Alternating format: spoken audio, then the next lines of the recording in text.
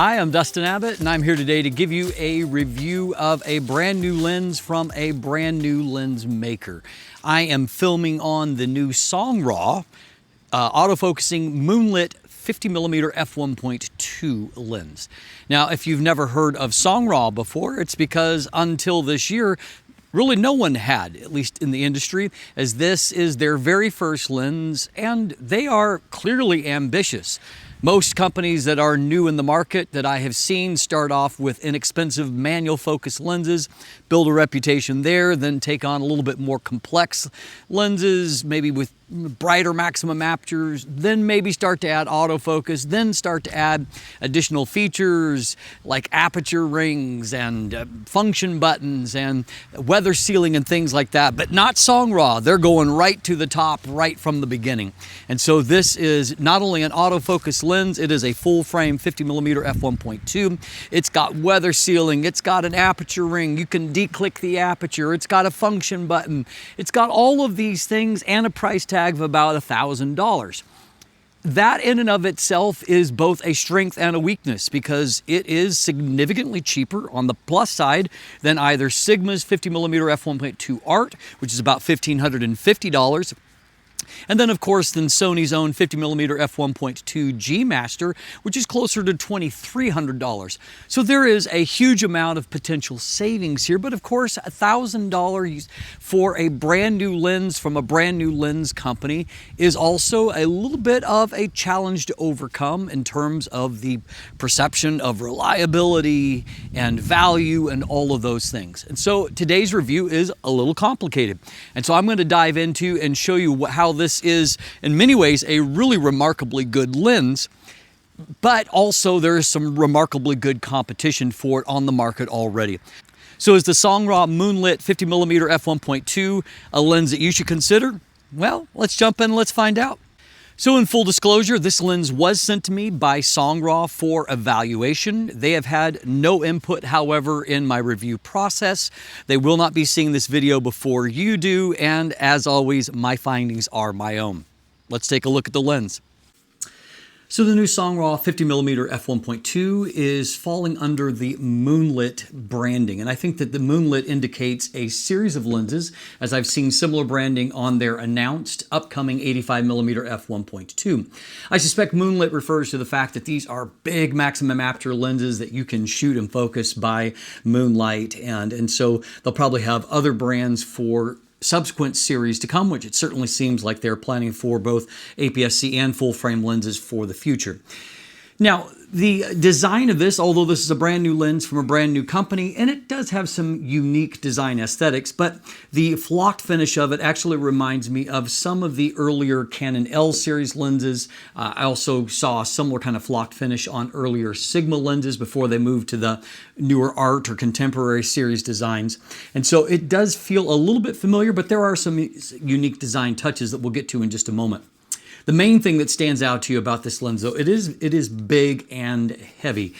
Now, the only real 50mm comparison that I have on hand at the moment is my daily driver, which is the Sony 50mm f1.4 G Master. Now, obviously, f1.4 is not f1.2. However, you can see size-wise that the SongRaw is huge compared to the G Master lens. Now, obviously, that difference would be a little less pronounced if we were looking at the 50mm f1.2 G Master, but obviously, you have to be willing to take on some size and weight because you really feel the difference between these two lenses.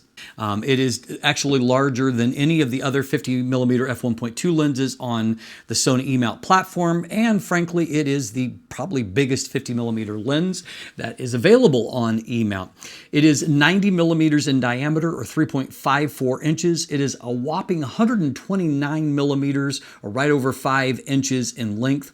To give you some perspective, if this is 129mm, the Sony 50mm f1.2 G Master is 108mm, whereas the Sigma f1.2 Art lens is 111mm. And so this is a full 18mm longer than the longest of the 50mm f1.2 lenses on the platform.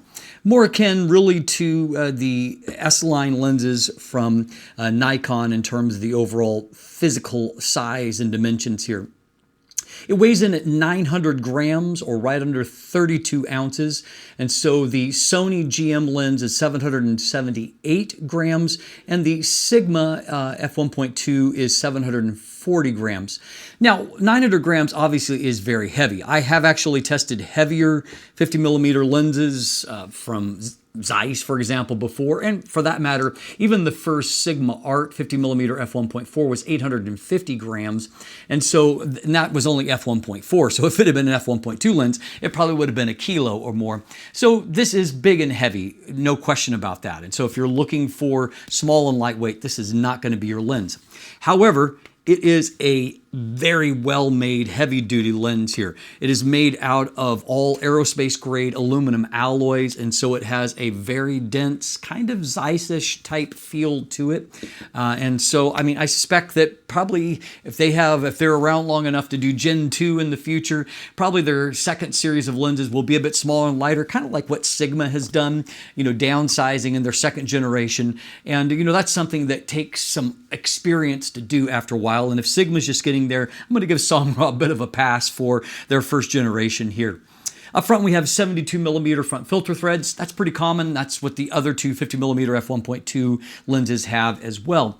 One of the other design cues that I saw that kind of reminded me a bit of another lens was actually the kind of orange-yellow paint here for the aperture markings, and that reminded me a bit of a Zeiss Otis style. It's a little bit oranger than that, but it's kind of that bright, high-contrast paint. Now, when it comes to that aperture, we do have an aperture ring here, and so you have the ability to have either clicks or you can declick the aperture, which does allow you to do smooth aperture racks, as you can see here. It does have a bit of resistance at f16, but not much. It's not hard to go past f16 and right on into the automatic mode, and there is not an aperture lock. And so that's our iris lock. That's one thing that I would like to see them add in the future. Right underneath the click declick is actually a gasket covering a USB-C port. I don't love gaskets on lenses where it just kind of, to me, it interrupts it a little bit. I would prefer it to either be on the lens mount like Viltrox does it, or with just an open weather sealed USB-C port like Tamron has been doing. However, and that's just my own personal preference. It's no big deal. The gasket does fit in there tightly, and it has a little tab that helps it at least to be easy to pull out. And it doesn't come all the way out. It actually is connected on one end, so you're not going to lose it, unlike some other lenses that I've really critiqued over that. The aperture iris itself is a really high blade count of 13, and so as you might have saw on the aperture rack, and we'll run through it again, it does a really effective job of keeping a circular shape, so kudos to them on that.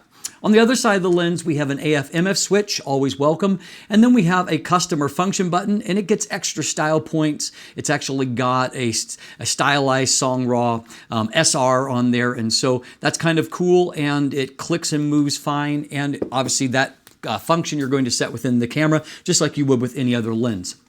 The big manual focus ring here, it moves very nice damping. I will note that, of course, with mirrorless lenses, they're all focused by wire if they're autofocus lenses. So that means any input on this ring is routed through the focus motors. In this case, the focus motors aren't completely silent, and so what that means is that you do hear just a little bit of sound when you're manually focusing. However, it is nice and reactive. It's not like lag or anything. So the manual focus experience is fine in terms of the feel, but you will hear just a little bit of sound, and you may not be accustomed to that. The SongRaw 50mm f1.2 also features thorough weather sealing. So that starts with the gasket at the lens mount, seal points as you can see throughout the lens itself, and then a special coating on the front that is similar to flooring. It's to keep it from getting fingerprints or collecting moisture on there, helps it to be easier to clean. And so you are getting a professional grade of build quality on the outside, but also in terms of weather sealing inside. It does come with a lens pouch that, if you've ever owned Canon L series lenses, is going to feel very, very familiar there. And then the included lens hood. It's nicely made, and one thing that stands out to me is that it does have that rubberized front edge. I always like that addition because it means that it's easy to set it down like that. That's a stable way to set it down. And also, if you happen to bump on this, that bit of rubber does help to absorb a little bit of vibration, and so there's less vibration that is actually transmitted into the lens itself. So all good on that front. Minimum focus distance here is 52 centimeters. That's not as good as either the Sony or the Sigma lenses that can, I think, about 7 or 8 centimeters closer, and thus the maximum magnification is 0.13 times here, whereas the Sigma and Sony are 0.16 and 0.17 times magnification with them. So a little bit better. That's not I wouldn't call that a make or break for most people. It's not a huge difference, but you definitely will see the difference in that amount of magnification generally. Because it has such a huge maximum aperture, you can still really strongly blur out backgrounds at close focus distances. So that's all nice. Now, price is the final thing we'll evaluate here. $999 US for this lens, which, yeah, that's a chunk of change. However, the Sigma is about $1,550 US, whereas the Sony is nearly $2,300 US. And so if you're looking at it from a pure value proposition, this is an easy winner in that regard. Overall, other than being large and heavy, there's not really any kind of big missteps here for a very first lens. This feels very well made, very pro grade, and it works really nice. So let's talk autofocus. SongRaw has employed an STM focus motor, or a stepping motor here, though they also claim that it is a closed loop monitoring system. That's not language that I've heard before. And essentially, looking at their description, it is a system where it's doing real-time evaluation and constantly being sure that focus is being micro-adjusted to be accurate at all times. I'm not sure how that differs from the way that lenses normally operate, but I will say that they do get good marks for reliability and accuracy of focus in my test. Now, they are facing an uphill battle here because the primary challengers from Sigma uses dual of their HLA, which is their high-speed linear actuator, so linear style focus motors with 2 of them employed, whereas on the Sony side, the G Master lens has 4 quad XD linear motors that are being used there, and so obviously in terms of the order of quality of focus, you're going to have the G Master at the top, then the Sigma, and then the SongRaw at the bottom. In this case, however, last place is not bad at all because autofocus, while it's not as instant as those other 2, it is good and confident. It moves with, I think, nice damping. It's not that instantaneous back and forth, but there's very little lag going back and forth. And for most situations, I had 0 problems having fast enough autofocus to get the job done. Every now and then, I would make a really big focus change from maybe shooting right up close to shooting towards infinity, and I would notice just a little bit of lag. But in most situations, focus zipped back and forth just fine. In fact, I was pleasantly surprised that when I went out by my beehives and I started tracking bees, I actually could nail some of the bees in flight. And what's more, when it came to my actual portrait session, all of the portraits were perfectly focused. My everyday shots, even shooting at f1.2 and very narrow depth of field, I got very good focus accuracy on all of those things. Some shots of, pets, I got great autofocus. And so in general, other than it not being as fast and maybe a little bit more focus noise than those lenses, I would say that autofocus was really quite good. And particularly considering that this is a brand new lens from a brand new lens maker, I think that they've actually done a really good job because autofocusing any f1.2 lens comes with some challenges with that shallow depth of field. But I've never felt like this was a lens that was overmatched. And frankly, if I was evaluating this a few years ago, I would say that autofocus was quite exceptional. In the last couple of years, companies like Sigma, like Tamron, like Viltrox have been moving up to higher end autofocus motors. But really, SongRaw is where those companies were just a couple of years ago in terms of quality of focus. And frankly, that's not a bad place to be. There's plenty of accuracy here. Focus is not perfectly quiet, but quiet enough, and certainly it does very good when it comes to accuracy. So at the end of the day, while it's not maybe as high as the competition, it's still at a pretty high level. So let's talk video autofocus. We'll start our evaluation by seeing how it does in situations where I approach the camera like this, and then also what happens if I step out of frame and back in. How is it picking me back up, out of frame, and back in, out, out, And back. So far you can see it's actually snapping back pretty quick and doing a good job of latching on to me. So how about autofocus in other situations? Well, when it came to my focus pulls, I actually felt like it did a really good job there. As I noted in the previous section, there's a nice damping feel to autofocus here. So I think they've done a good job with their algorithms on that. And so you can see that it moves back and forth with good confidence. But also what I'm seeing is that there's no visible steps there. There's no settling or pulsing, but it's doing a really good job of just locking in and delivering good autofocus in that setting. Likewise, when I did my hand test, I saw really solid transitions back and forth from my hand to my eye, back to my hand. And there is, however, some focus breathing, some very apparent focus breathing in that. And I will note on that front that you're not going to be able to get any kind of focus breathing compensation in camera.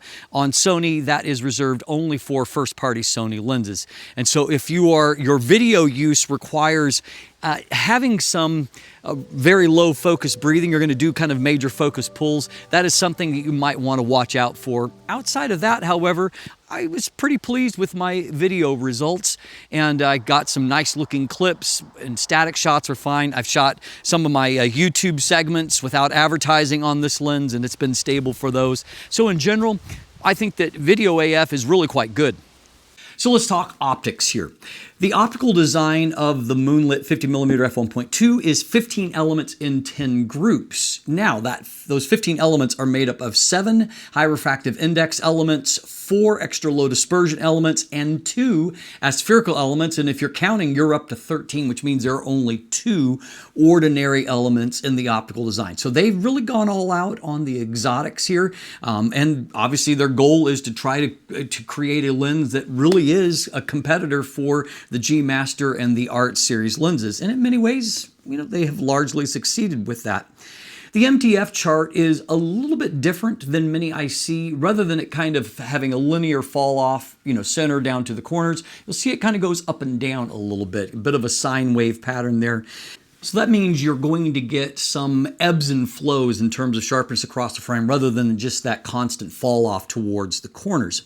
Now on paper, when I lined up the MTF charts, the sigma looks to be on average, about 10% better across the frame. Though, as we can see here in my actual chart test, as I compared my current results from the SongRaw and looked back to when I tested the sigma, I actually found that in the center of the frame and in the mid frame, they were very similar, and with only a minor variance in the corners where I thought that the sigma had the most advantage. And so this is a very sharp lens, not just a paper tiger in terms of performance.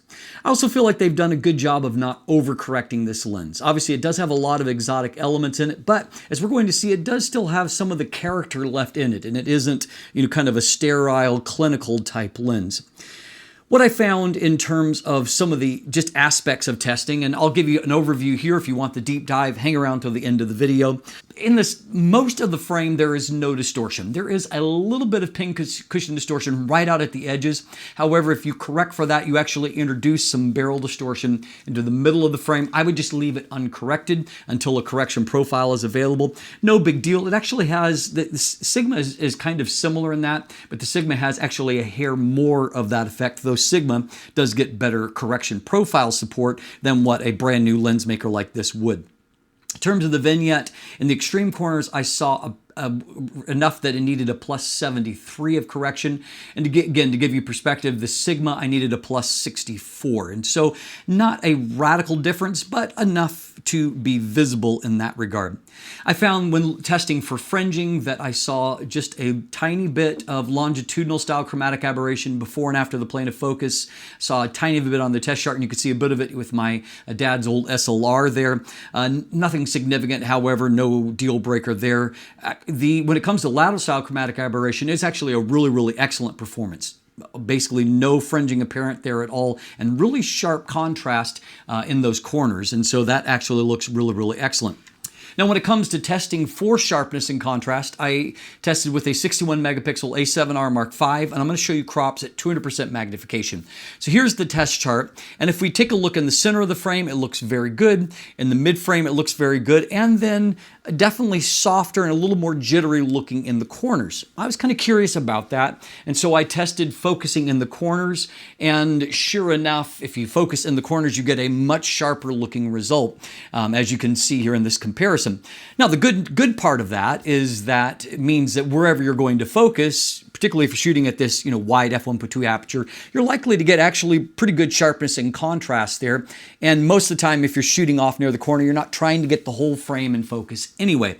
But that is the downside. It's not a perfectly flat plane of focus, and so you're not going to get at f1.2, at closer focus distances, you're not going to get all four corners all consistently in focus with the center at the same time. So what I found, because there's a little bit of this up and down, depending on where I focused and the situation, sometimes micro contrast looked excellent. Like in this shot here, I thought it looked fantastic. Sometimes it feels like there's a little bit more stigmatism, just a little bit more of haze on the textures, and as you can see here. And so it really is kind of situational, but even at its worst, it's a very usable amount of sharpness and contrast, even at f1.2. For portrait work, for example, here you can see there's plenty of detail on the eyes and the face, and it's a strong performance there. I didn't see much of a difference when stopping down to f1.4. At f1.8, however, I definitely see a jump, and by f2, you're getting pretty much to perfect in the center of the frame. By f2.8, that perfection is everywhere, right off into the corners. From f2.8 to f8, this is a fabulously sharp lens that sharpens up to levels that, frankly, you only get in a small percentage of lenses. It is exceptionally sharp. Beyond that, at f11, you'll start to get a little bit of softening due to diffraction. It's a little bit more pronounced by f16, though frankly, not too bad, all things considered. And so in many ways, sharpness here is quite excellent. And if by the time you get to f1.8, it is exceptionally good and remains that way throughout most of the aperture range. When it comes to the bokeh and the rendering, my overall grade is it looks excellent. Look at this shot, for example. You can just see everything looks really soft and lovely in the background. My least favorite is actually if there are bright specular highlights in the frame. The bokeh highlights, it's not so much onion rings, but it is just busy in there. There's a pattern in there, and frankly, it does remind me of some of the Zeiss lenses that I've seen before that have beautiful bokeh in general, but sometimes some busyness and specular highlights. And that is certainly true here. In most situations, however, I thought that the bokeh looked really, really nice, very soft. There's some situations where you might get a little bit more of that swirl effect, but if you don't want the swirl effect, you stop it down a little bit and you get those consistently round specular highlights all across the frame. Subject isolation is really lovely from this lens, and you might have seen from some of the outdoor segments, it looks really, really nice in those settings, even for video as well. Flare is a different matter. I feel like coatings is maybe an area where there's room for improvement for SongRaw. In some situations at wide aperture, I'm fine. It's, there's a little bit of a veiling effect, but it's generally pleasing to me. But as you begin to stop the lens down, you start to see more and more issues. And so, for example, in this video clip here, you can see as you close the aperture down, you actually start to get this halo effect that becomes increasingly pronounced as you stop down. And in this second shot here, you can see that while wide open, there isn't much. As you stop the lens down, you start to see more of a pronounced ghosting pattern that's showing up there. And so again, at large apertures, I like the lens fine when it comes to flare, but at small apertures, not so much. So they could use a little bit of improvement on their coatings. I also felt in terms of the color signature of the lens that it's largely good, but it's not, in my opinion, quite neutral. It's a little bit on the cool side, and colors are shifted just a tiny bit towards magenta in their tint. And so what I found, for example, in this portrait comparison, that I added about 500 kelvins worth of warmth to it, and then I also took off about 7 points on the tint slider, so from the magenta side towards the green side, to get the color balance that I thought was the most pleasing. And I just felt like consistently there's just a little bit of shift in that direction. Not any kind of big deal, but if you're trying to color match with other lenses, that might potentially become a factor. I was able to shoot the night sky, and generally my impressions were very favorable. Star points look nice and crisp, and obviously there is some vignette in the corner, so you're going to have to adjust for that. And there's also a little bit of chroma out there, though it's not strongly pronounced. And again, the great thing about an f1.2 lens is that it sucks in a lot of light. And with a little bit longer focal length, like 50 millimeters, means you can get those, you don't have to keep the exposure up as long where you might start to get the star trails. And so anyway, I think that it was useful for that. And so it's not a flawless optical performance, but frankly, it's a really nice optical performance. I feel like it's a nice balance between having great sharpness and contrast, but then also having some really nice looking rendering as well. And so if you're not so much about brand, and you've never heard of this brand before, but you're more just about the overall character of lenses, this is a lens that has pretty sweet character. It's just a little bit big. So in conclusion, I think that just evaluating this lens in a vacuum all by itself, it really is quite a good lens. It has got some very good optical qualities to it, and as we have seen, it is really pretty competitive with the Sigma 50mm f1.2 in terms of metrics like sharpness, like contrast, even areas like fringing and distortion and vignette. It is very much in that class of lens. And while it isn't perfect, I do think that it could do a little bit better in the flare resistance department, for example, so maybe a little bit better coatings. But really outside of that, there's a whole lot here that I like and very little that I have to criticize. I think it actually strikes a pretty nice balance between having good enough sharpness and contrast wide open without being so overcorrected that it loses its character. It actually has pretty nice drawing to it, outside of those somewhat busy specular highlights in some situations. But in general, I think the bokeh is nice, the rendering is nice, the look of the images is really quite nice, all things considered. At the end of the day, I think that the challenge for SongRaw comes in just the way that they're entering the market. Obviously, there's a lot of competition on the market already, and while $1,000 is actually a good price for a lens like this, I think that's a very competitive price, and in many ways, it may be the cheapest 50mm f1.2 that we've seen on the market. Their challenge is not the value of the lens itself, but whether or not they actually have the brand cachet, being brand new, to pull off a $1,000 lens. And frankly, I don't know the answer to that. I suspect the people that buy the lens are really going to enjoy it. And I'm excited to see they already have an upcoming 85mm f1.2 for Sony E-mount, which frankly hasn't been done before yet. Viltrox says that they have one coming in their lab series, but possibly SongRaw might be the first to the market with it. And so in this case, they're definitely really going for it. And I hope for their sake that there is a market for these lenses that they're not expensive, relative to others, but in a absolute sense, $1,000 is still $1,000. And so for their sake, I hope that as people evaluate reviews like this, they'll look at them and say, I'm willing to take a chance. And obviously, if that is you, I wish you the very best with your new Moonlit 50mm f1.2 lens. Now, if you want a deeper dive into that optical performance, stay with me right now, and we're going to jump into that in just a moment. Or if you're more of a text person, you can check out my deep dive written review that is available on the newly redesigned DustinAbbott.net. So go check that out as well. Now, without further ado, let's jump into the optical deep dive. Okay, we'll start by taking a look at vignette and distortion. And so you can see here, if you look at the lines that are inside the grid, you can see that there's basically almost no distortion there, or very, very little. There's a tiny bit of pincushion distortion, but the problem is that if you try to correct that pincushion distortion, what you're going to do is actually create some barrel distortion inside. I would say wait until the correction profile comes and just allow it to do that, because it's very, very negligible. In real world shooting, you're probably not going to see this at all. As far as the vignette goes, it's definitely concentrated there in the corners, and so you will notice that in some cases without correction. I needed a plus 74 to correct, or about 10 points more than what I needed to correct vignette on the equivalent Sigma lens. You can see here, as we look for longitudinal style chromatic aberrations, there is a little bit of fringing before and after the plane of focus, but very, very minimal, nothing significant.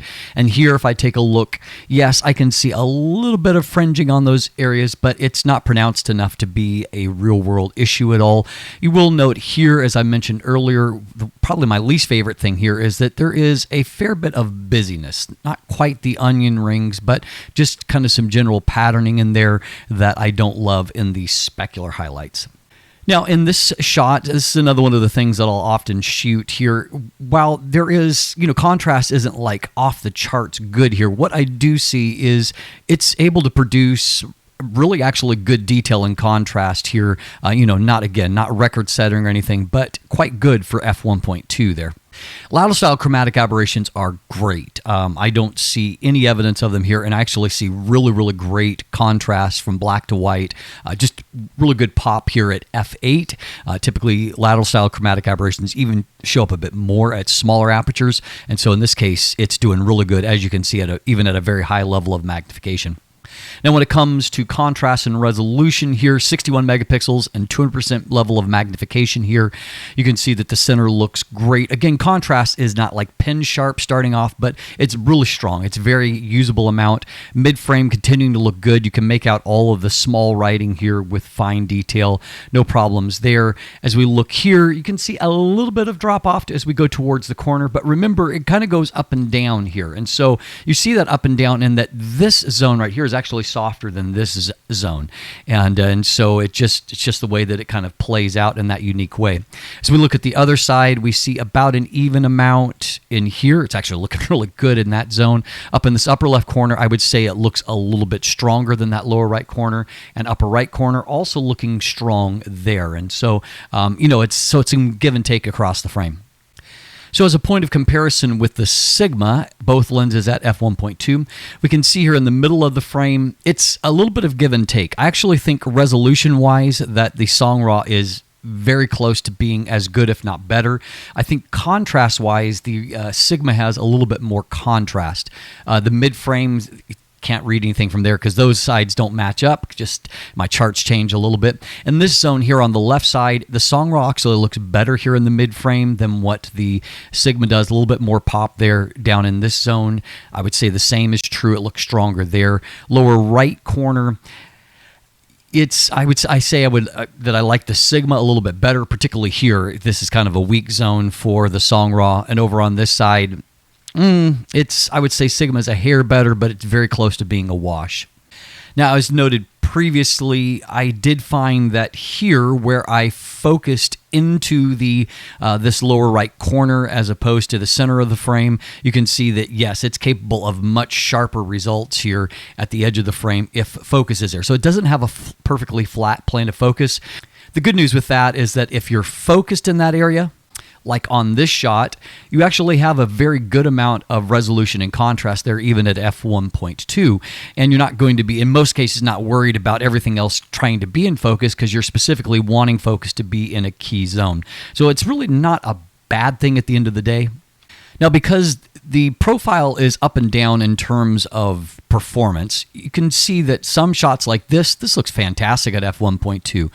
It's handling the bright, highlights coming through there very well, very good resolution and contrast, and of course a nicely defocused background. And this shot here, however, it's not bad. It's a usable amount, but you can see it's just not quite as crisp looking in that particular zone. This shot of a loaf of bread here, it holds up just fine. Lots of detail and contrast there. And actually, I think that in this shot, the transition defocus is really, really nice. Very nicely handled. This shot, I was impressed with. It's rendering some of those fine details really nicely. So this is obviously a sharp zone here. And the ability to defocus that so quickly is great. We've looked at this image already. How about this one here? Again, it's a similar kind of thing. And these little flowers that are higher like contrast themselves, they're bright. You can see that there's a little bit of like a spherical aberration there that robs a bit of contrast with that. But the image as a whole looks great, as you can see. And then here for a portrait shot, really, it's like I've seen in this setting, I was all shooting the Viltrox Lab 35 f1.2, and yeah, it definitely has a bit more micro contrast, but that looks fine. That's an absolutely good amount of contrast and detail there at f1.2, perfectly usable for portrait work. Now here at f1.4, I didn't find that f1.4 made a really noticeable difference in terms of resolution and contrast. I think there is a tiny degree of extra contrast there, but not enough to be meaningful. Stepping down a little bit further to f1.8, however, and you can see that there is a noticeable difference. Both detail and contrast have ticked up really nicely there. And here by f2, it looks great in the center. Up here into the corner, it's looking really nice and crisp. No problems there. Here in the mid frame, looks pretty awesome. You know, basically everywhere you look, you're getting really good detail and contrast. We'll check back in with the Sigma here for a moment. You can see in the center of the frame, both lenses are looking really, really good. Obviously, there's a little bit of difference when it comes to the way that they've metered, and so the SongRaw looks brighter in this setting, but you can see the results look really, really good. Here, you know, text is looking nice and crisp, really on both of them, but probably to an equal amount. In this zone here, again, the SongRaw result is brighter, but I would say that the actual results are close, though if you look down here like at the 9, you can see that this text looks crisper and better defined as it does with the first National Assembly showing up here. So definitely the SongRaw, it sharpens up really nicely to obviously a very competitive level versus the Sigma. We'll do one more point of comparison here at f2.8, and you can see that, again, both lenses are in a very competitive space in the center of the frame, very, very close. In this mid-frame zone, I really feel like the SongRaw is probably crisper. I just look at different things, and I feel like look at this 5 here. It's just, you know, it's popping a lot more in that zone. Down in here, I definitely prefer the SongRaw. And if we look down into the corners now, maybe in this corner, the Sigma is still a little bit better. Overall, up here on this edge, you can see that they are similar, but SongRaw looks a little bit crisper, and so it really does sharpen up super nicely.